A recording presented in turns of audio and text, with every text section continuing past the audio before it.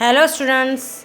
Hello students. Myself Mrs. Kinjal Panchal. I am a teacher in James International School. Students of Standard 6, listen carefully. In this video, I will continue our chapter 3 in SS subject. Okay? ये video में मैं आपका SS subject है उसमें chapter 3 है जो continue करूँगी. Okay, so open your English SS text book chapter 3. Okay, your chapter 3 is ancient towns and scripture. Okay, तो ये वाला एक्सप्लेन हो चुका है, ये वाला भी एक्सप्लेन हो चुका है. ओके, यहाँ तक लोथल तक हमारा एक्सप्लेन हो चुका है. So now I will continue on page number 13. Okay, page number 13 12 तक हमारा कंप्लीट हो चुका है. ओके,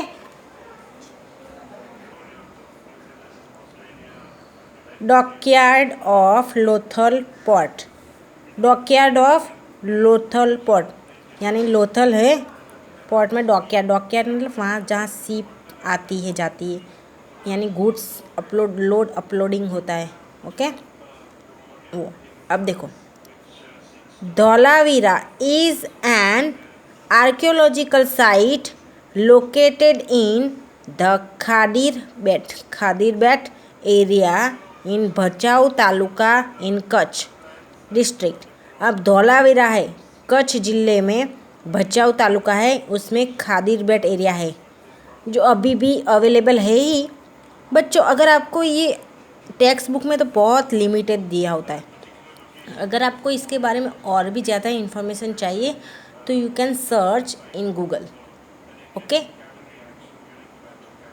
आपको गूगल में सर्च करना पड़ेगा, ज़्यादा से ज़्यादा इन्फॉर्मेशन उसमें पूरा होता है, तो आप सर्च कर सकते हो.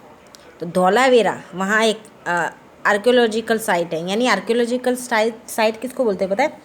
कि वहाँ आर्कियोलॉजिस्ट कुछ मिलता है, फिर वो एरिया के कवर कर लेते हैं आर्कियोलॉजिस्ट, फिर वहाँ कुछ ना कुछ ढूंढते रहते, फाइंड आउट करते रहते, समझ में आया? इसलिए उसको आर्कियोलॉजिकल साइट बोला गया है. ओके,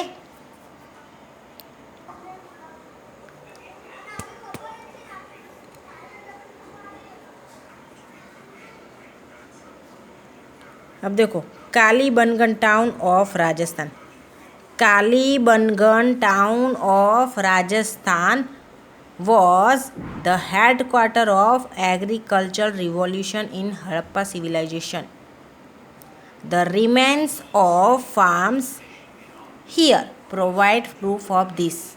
अब धौलावीरा कच्छ में है और हड़प्पन सिविलाइजेशन, पहले इसके बारे में, हड़प्पन 2 पार्ट्स में डिवाइडेड है, जबकि धौलावीरा है 3 पार्ट्स में, इसलिए 2 पार्ट्स में, इसलिए बिलैटरल और इसको ट्रीलैटरल.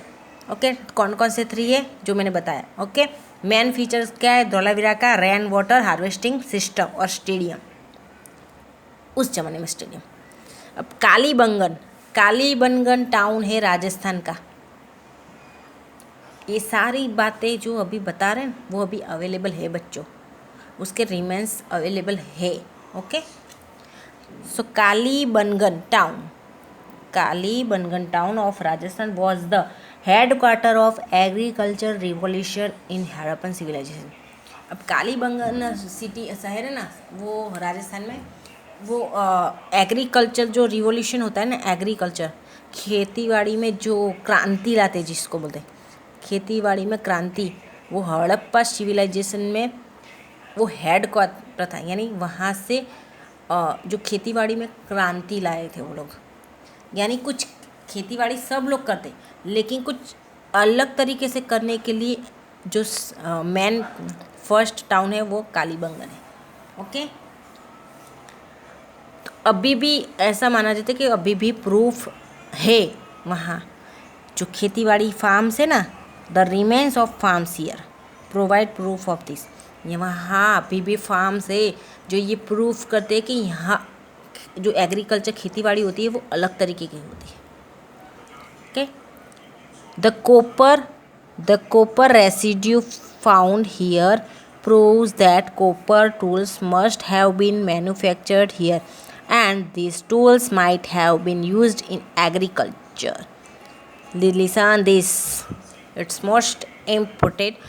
This one is also imported. Kalibangan town of Rajasthan was the headquarter of agriculture revolution in Harappan civilization. आपको ये फिलिंग द ब्लैंक्स में ट्रू फॉल्स में पूछ सकते हैं.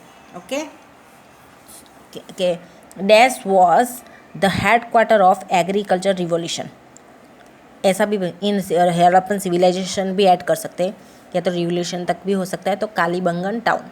ओके तो this one is imported. Okay फिर ये वाला भी है धौलावीरा.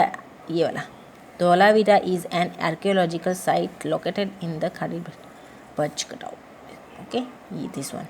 ओके फिर ये वाला भी important. The main speciality of Dholavira town is rain water harvesting system and stadium.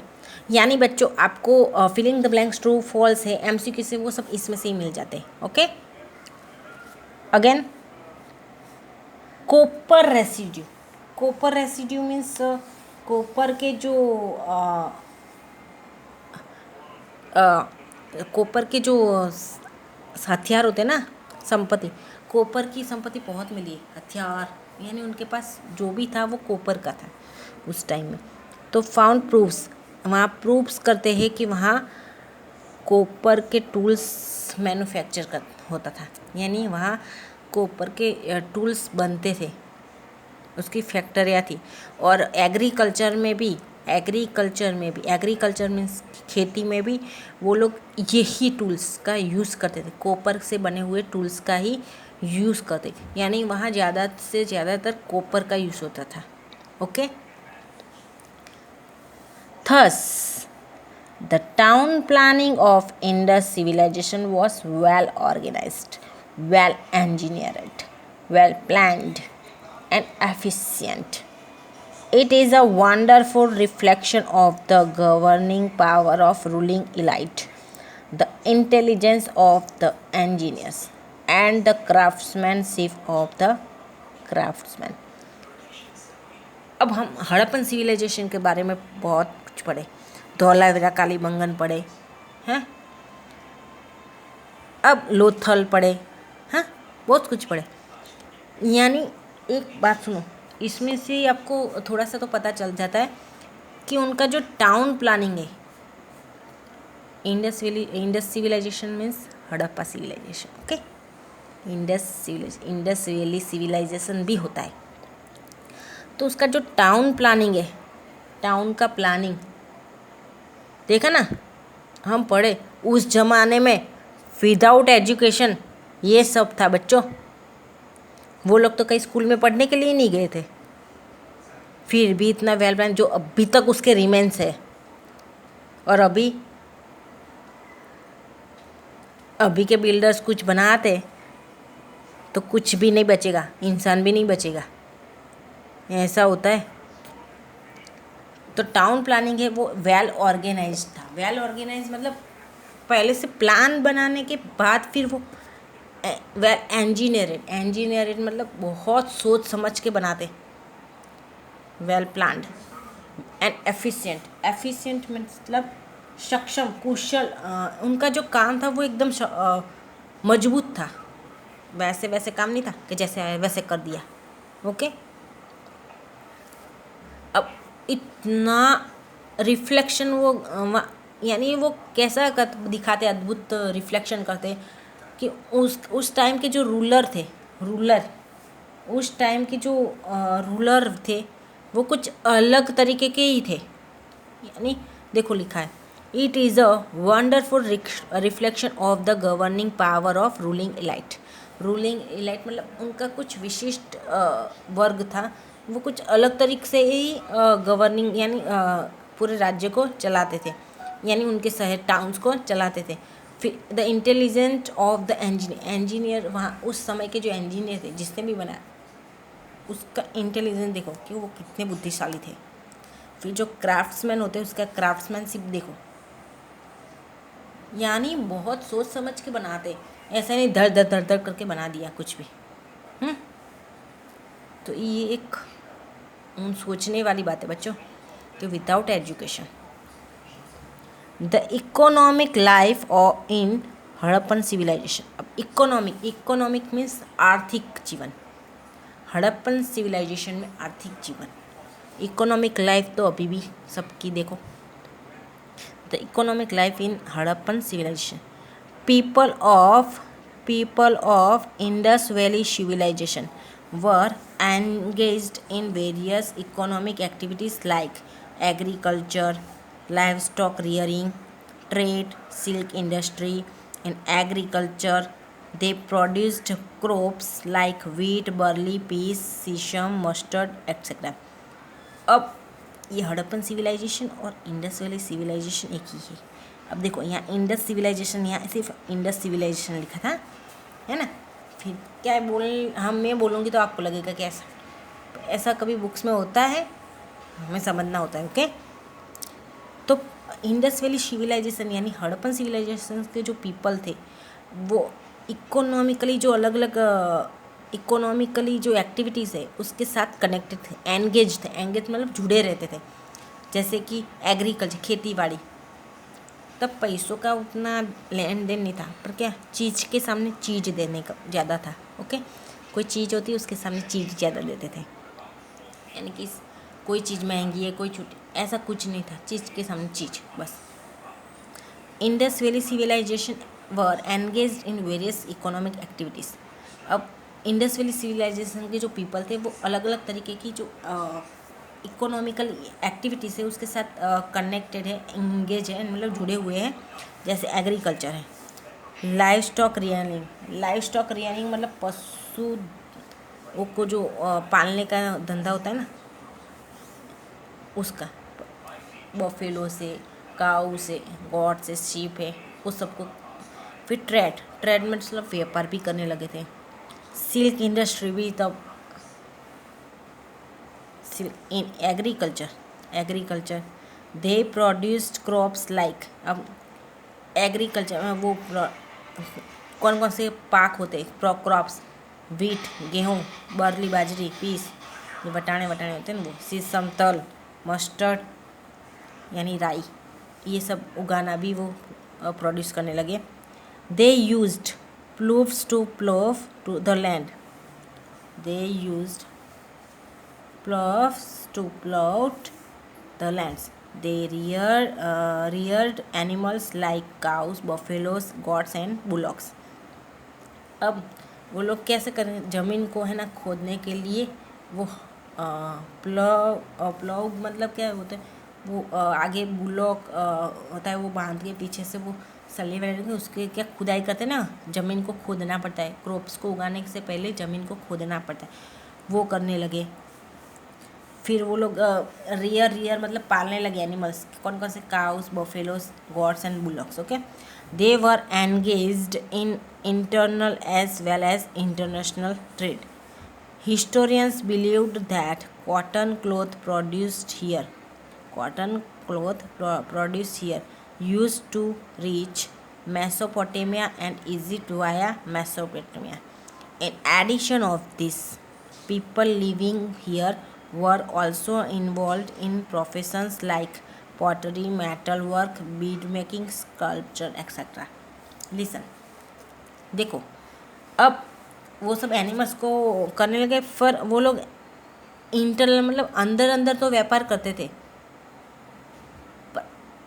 एक जगह से दूसरी जगह भी इंटरनेशनल ट्रेड में भी वो लोग जुड़े हुए थे, यानी यहाँ से दूसरी कंट्री में भी उनका जो माल होता था वो जाता था। ओके, सो उन लोगों का इंटरनल आपस में तो था पर इंटरनेशनल ट्रेड भी था।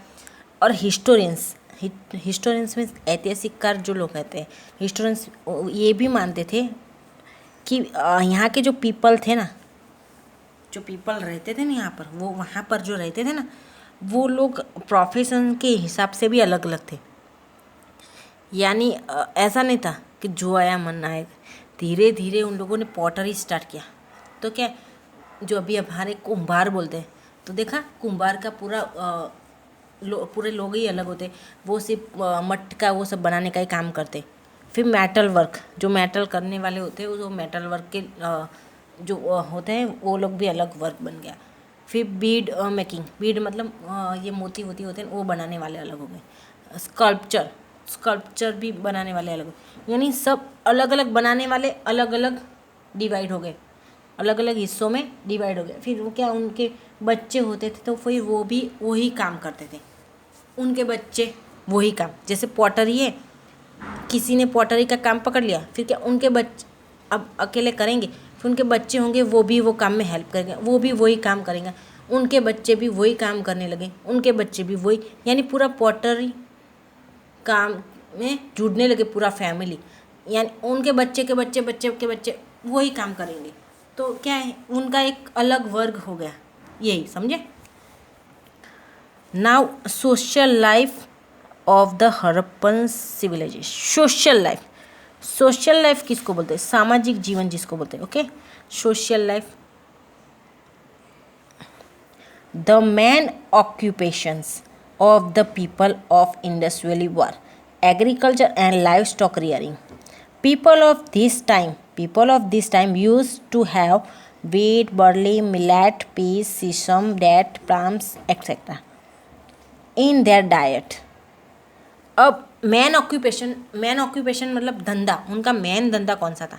सोशल लाइफ मतलब सामाजिक जीवन, हड़प्पन सिविलाइजेशन में लोगों को जो सामाजिक जीवन था, समाज में सोसाइटी में किस तरीके से रहते थे, तो उनका मेन ऑक्यूपेशन में धंधा क्या था, पीपल वहाँ के उन टाइप इंडस वैली के पीपल का।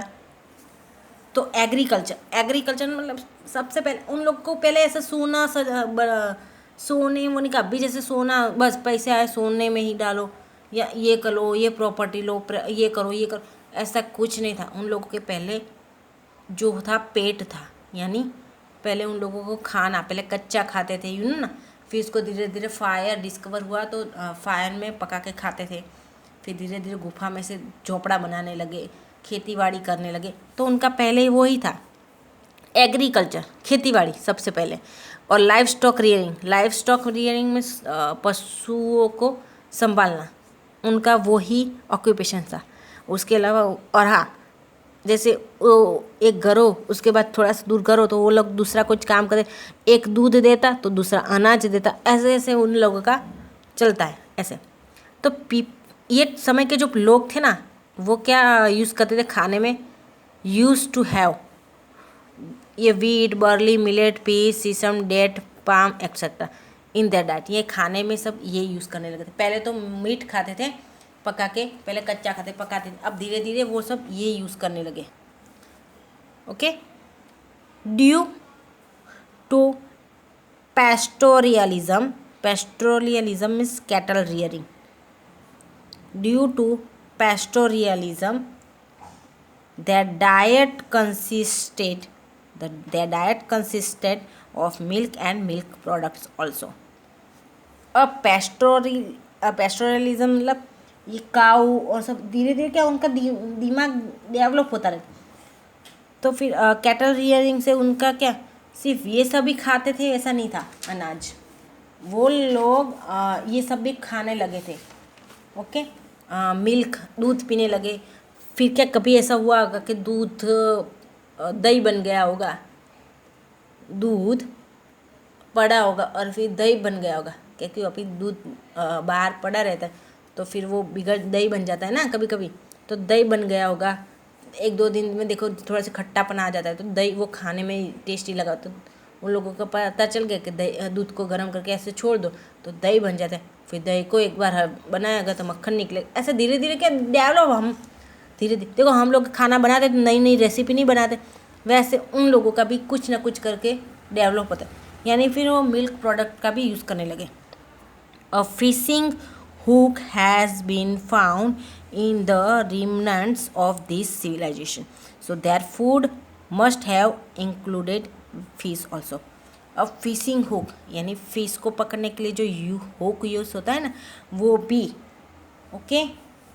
रिमनेंट मीन्स उसका भी बचा हुआ टुकड़ा, अवशेष जो होते ना, फिशिंग हुक के भी अवशेष जो होते, रिमनेंट मीन्स बचा हुआ जो टुकड़ा होता है वो भी वहाँ से मिला है हड़प्पन सिविलाइजेशन में से। तो ऐसा माना जाता है कि फिश भी उनके खाने में इंक्लूड थी। Okay, we get information regarding attire of the people of that time on the basis of sculptures found from the Indus Valley civilization. Man and woman here were two clothes. Okay, अब उनका जो उस time के जो peoples थे उनके जो पोशाक थे उसके अनुसार इंफॉर्मेशन मिल सकती है कि उन लोगों का इंडस वैली सिविलाइजेशन यानी हड़प्पन सिविलाइजेशन में जो मैन और वुमन थे वो सिर्फ 2 ही कपड़े पहनते थे, 2 ही कपड़े। They wore cloth similar to dhoti on their waist and in the upper part they wrapped a short cloth. Okay, man और वुमन सिर्फ 2 ही कपड़े पहनते थे, एक ऊपर नीचे धोती और ऊपर वेस्ट वाला अपर आता है जो क्लोथ आता है शॉर्ट क्लोथ, उसको व्रैप करते थे। व्रैप मतलब लपेटते थे। ओके, जो शोल्डर के नीचे तक ही आते थे, यानी जो खभा होता है ना हमारा कंधा उसके नीचे तक ही आता था। दे mainly used cotton clothes. They were also familiar with woolen clothes as the needles made of metal and ivory have been found. We can assume that they were stitched clothes, although most of the people wore unstitched clothes. यानी वो लोग है ना कैसे नीचे धोती के जैसे लपेट देते थे, वो लंगोट पहनते हैं ना उसकी तरह लपेट देने थे, और ऊपर भी शोल्डर से नीचे लपेटना, इन 2 ही कपड़े पहनते थे उस टाइम। और वो लोग ज़्यादातर कौन से कपड़े यूज़ करते थे? कॉटन के कपड़े यूज़ करते थे, कॉटन क्लोथिस। ओके, और वो लोग हैं ऐसा नहीं है कि कॉटन, वो लोग ठंडी में वुलन क्लोथिस भी पहनने लगे थे। धीरे धीरे डेवलप होता रहता है। और नीडल, मेटल से बनी नीडल सुई, उसका भी यूज़ करते थे। आइवरी मतलब हाथी दाँत होते हैं ना, हाथी दाँत, वो भी वहाँ से मिला है। और ऐसा माना हम लोग we can assume that, assume means हम ऐसा मान सकते हैं कि वो लोग स्टिचेज जो कपड़े होते हैं, स्टिच मतलब सिलाई कर किए हुए जो कपड़े होते हैं ना वो भी पहनते थे। और अनस्टिच मोस्टली तो क्या मोस्ट ऑफ द पीपल क्या पहनते थे? अनस्टिच कपड़े, यानी बस उसको ऐसे लपेट के कुछ करके लगा देते थे बस। ओके, तो स्टूडेंट्स आज हम यहाँ तक ही करेंगे। Okay, in next video I will continue from here. Okay, bye.